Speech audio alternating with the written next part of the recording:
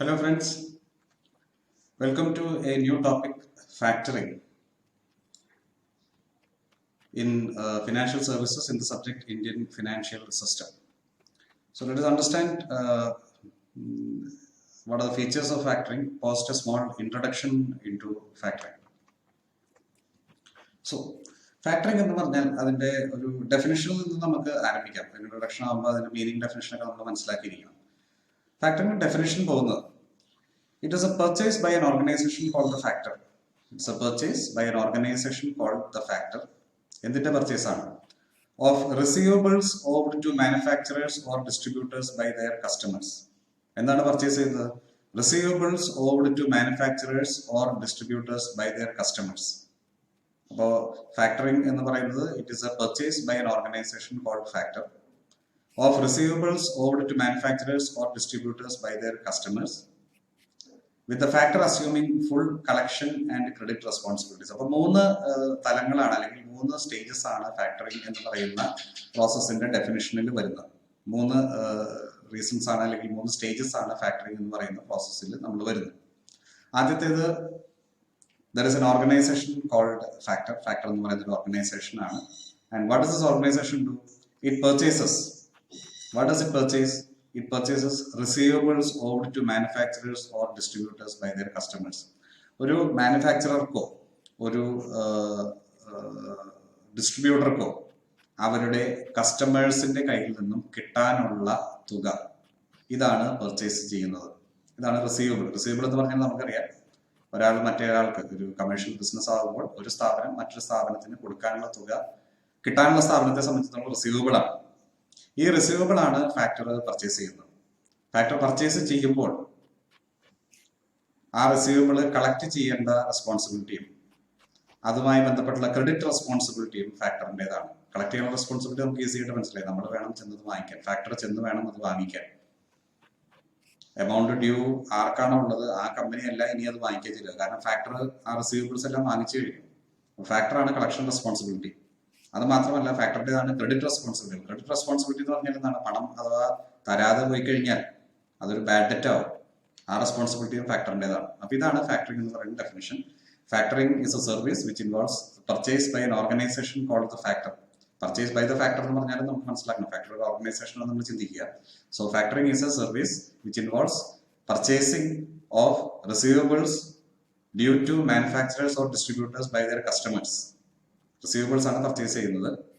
And the factor assumes collection and credit responsibility. Collection റെസ്പോൺസിബിലിറ്റിയും credit responsibility, അതായത് bad debt ആകാനുള്ള സാധ്യതയും ഫാക്ടറിൻ്റെതായി മാറുന്നു.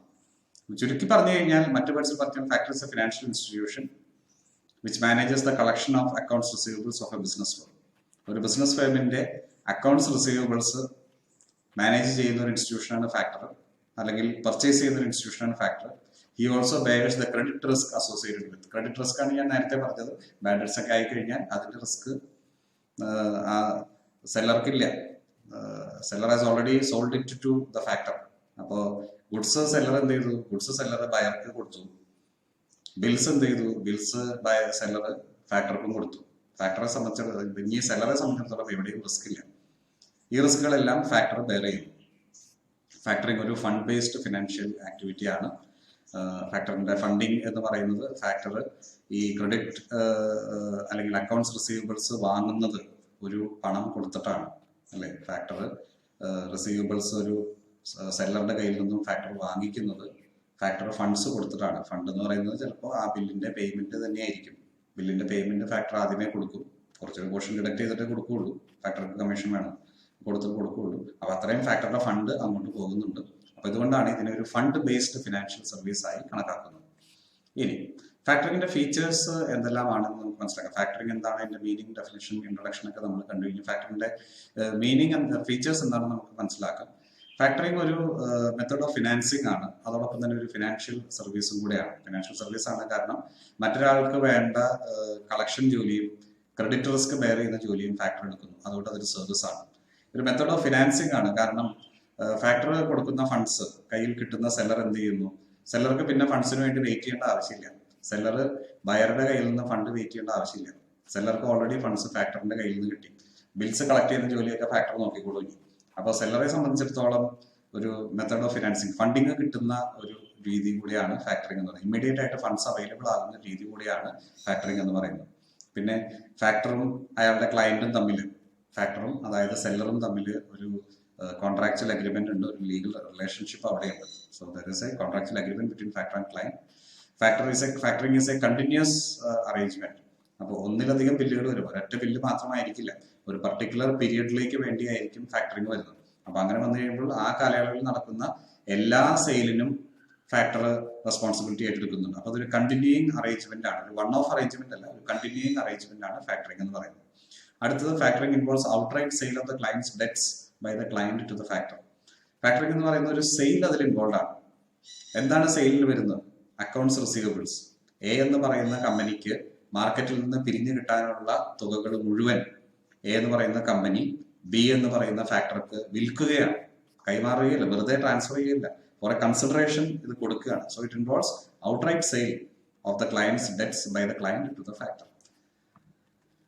പിന്നെ ഫാക്ടറിന്റെ ഫീച്ചേഴ്സ് കണ്ടിന്യൂ ചെയ്യുമ്പോൾ, ഫാക്ടർ ജനറലി ഒരു 80 to 90% of the invoice factor ക്ലയന്റിന് കൊടുക്കും. അതായത് 80 മുതൽ 90% വരെ പേയ്മെന്റ് ഫാക്ടർ അടയ്ക്കും. കാരണം ഇതാണ് ഒരു ബില്ലിന്റെ 1 ലക്ഷം രൂപയുടെ ഒരു ബില്ലാണ്, ഒരു റിസീവബിൾ ആണ് ഫാക്ടർ എടുക്കുന്നതെങ്കിൽ ഫാക്ടർ മേ പേ 90,000 അപ്പം തന്നെ എടുത്ത് കൊടുക്കുകയാണ്. അങ്ങനെ അപ്പം തന്നെ എടുത്ത് കൊടുക്കുന്നതിന്റെ ഒരു ഫീ ആയിട്ടാണ് ബാക്കി 10,000 ഫാക്ടർ കൈ വെക്കുന്നത്. അല്ലെങ്കിൽ ഈ ക്രെഡിറ്റ് റിസ്ക്, അതുപോലെ കളക്ഷന് വേണ്ടി വരുന്ന ചെലവുകൾ, ഇതെല്ലാം കൂടെ ചേർത്താണ് ഫാക്ടറിന്റെ കമ്മീഷൻ ആയിട്ടാണ് ഒരു 10,000 രൂപ ഫാക്ടർ കയ്യിൽ വെക്കുന്നത്. പിന്നെ factoring can be with recourse or without recourse. 2 രീതിയിൽ ഫാക്ടറിംഗ് വരും. നമ്മൾ ഇതിനെക്കുറിച്ച് ഡീറ്റെയിൽഡ് ആയിട്ട് പഠിക്കും, ടൈപ്സ് ഓഫ് ഫാക്ടറിംഗിലും പഠിക്കും. പക്ഷെ പൊതുവെ കാണപ്പെടുന്നത് 2 രീതിയിൽ ഫാക്ടറിംഗ് നടക്കാം. One is with recourse, other is without recourse. Recourse എന്ന് പറഞ്ഞാൽ പരിഹാരം. അപ്പൊ വിത്ത് റിക്കോഴ്സ് എന്ന് പറഞ്ഞാൽ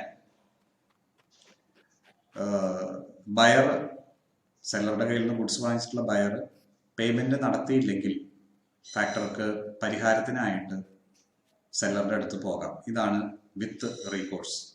In case of bad debts, the factor can approach the seller for recourse. പരിഹാരത്തിന് അവിടെ ചെല്ലാം. പരിഹാരം എന്ന് പറഞ്ഞാൽ പണമായിട്ടാണ് പരിഹാരം, അവിടെ ചെല്ലാം. ഇതാണ് വിത്ത് റിക്കോഴ്സ്. വിത്തൗട്ട് റിക്കോഴ്സ് കുറെ കൂടി റിസ്കിയർ ആണ്, സ്വാഭാവികമായിട്ട് കുറെ കൂടി കോസ്റ്റ്ലിയർ ആയിരിക്കും.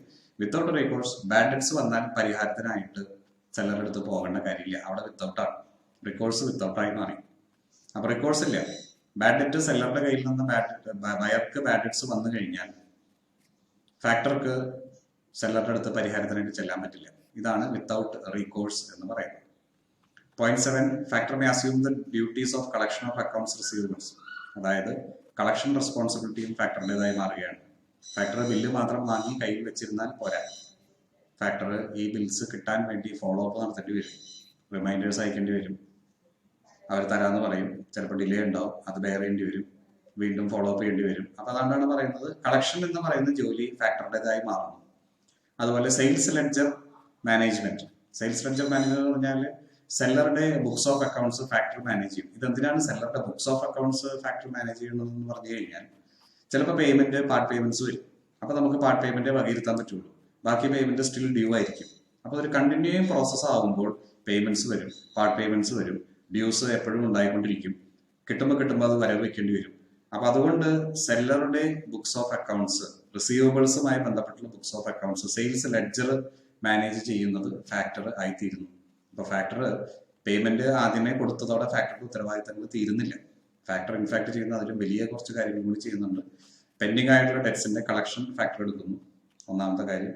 രണ്ടാമത്തേത് സെല്ലറുടെ സെയിൽസ് ലെഡ്ജറിലാണ് കിട്ടിയ തുകയും ഇനി കിട്ടാനുള്ള തുകയും ഒക്കെ വകയിരുത്തേണ്ടത്. ആ സെയിൽസ് ലെഡ്ജറും ഫാക്ടർ മാനേജ് ചെയ്യുന്നു. ചുരുക്കി പറഞ്ഞാൽ ഫാക്ടർ ഔട്ട്സ്റ്റാൻഡിംഗ് റിസീവബിൾസിനെ ക്യാഷ് ഫ്ലോ ആയിട്ട് കണക്കാക്കുന്നു. അതായത് ഔട്ട്സ്റ്റാൻഡിംഗ് റിസീവബിൾസ് വരുന്നതിനെ ഒരു ക്യാഷ് കോമ്പണന്റ് ആയി മാറ്റുന്നതാണ് ഫാക്ടർ ചെയ്യുന്ന ജോലി. ഔട്ട്സ്റ്റാൻഡിംഗ് റിസീവബിൾ എന്ന് പറയുന്നത് ഒരു ബർഡൻ ആയിട്ട് നിൽക്കുന്നു സെല്ലറെ സംബന്ധിച്ചിടത്തോളം, അല്ലെ? ഔട്ട്സ്റ്റാൻഡിംഗ് റിസീവബിൾ എന്ന് പറഞ്ഞാൽ എനിക്കൊരു കിട്ടേണ്ട ഒരു കാശാണ്, അതൊരു ബർഡനാണ്. ഫാക്ടർ കയറി വന്ന് എന്ത് ചെയ്യുന്നു? ഔട്ട്സ്റ്റാൻഡിംഗ് റിസീവബിൾസിന്റെ കാശ് നിങ്ങൾ കൈ പിടിച്ചോ എന്ന് പറയുന്നു.